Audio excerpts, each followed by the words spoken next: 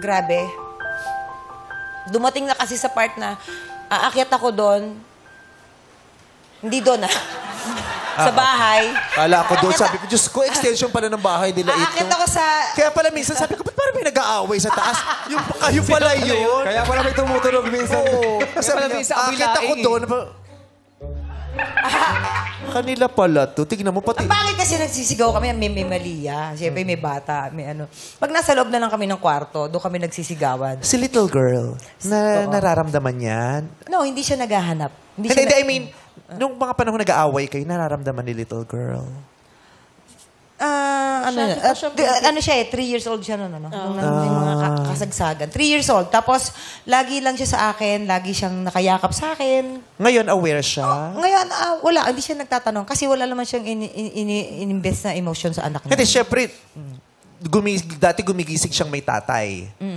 And then, there was this one day, gumising siya, wala na siyang tatay. Maaaring nung araw na yun, hindi niya napansin. Pero habang naglalaon, nasaan yung lalaki yun? Did she ever ask? No. Hindi.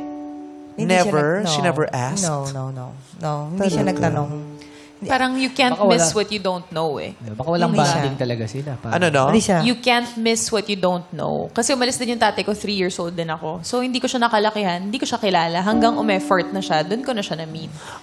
At least umepot Kasi ang ako tatay umalis mo. yung tatay ko, 3 years old ito talaga ako wala eh. talagang 3 years old ka? Oo, nung umalis yung nangyari? tatay ko. Saan nagpunta yung tatay mo?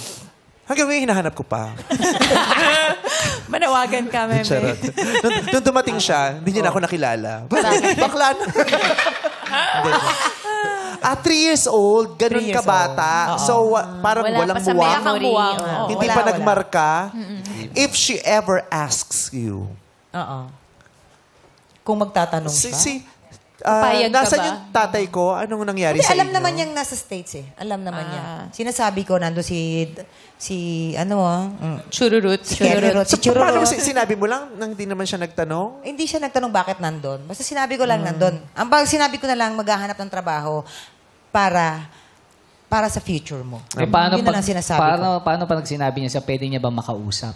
Pag hinanap niya na siya. Dumating yung Anong araw. gagawin? Papayag ka Dumating ba yung ng araw Panahon. niya. Siguro naman. Oo, bakit hindi? Oo, Papayag ka. Siyempre, tatay pa rin naman niya yun eh. Ngayon, Diba? kunyari, may nabakuha kang phone call o kaya mamaya pag-uwi, tapos sabihin, kasama ko si Chururut, pwede doon ba makausap si Malia? Ay, bakit hindi? Sige, kaya lang kasi sa loob ng 3 taon na hiwalay kami, wala eh. Wala talagang effort. Wala talagang effort. Wala. Parang isinagtabi niya na Financially, lang. emotionally, wala. Wala.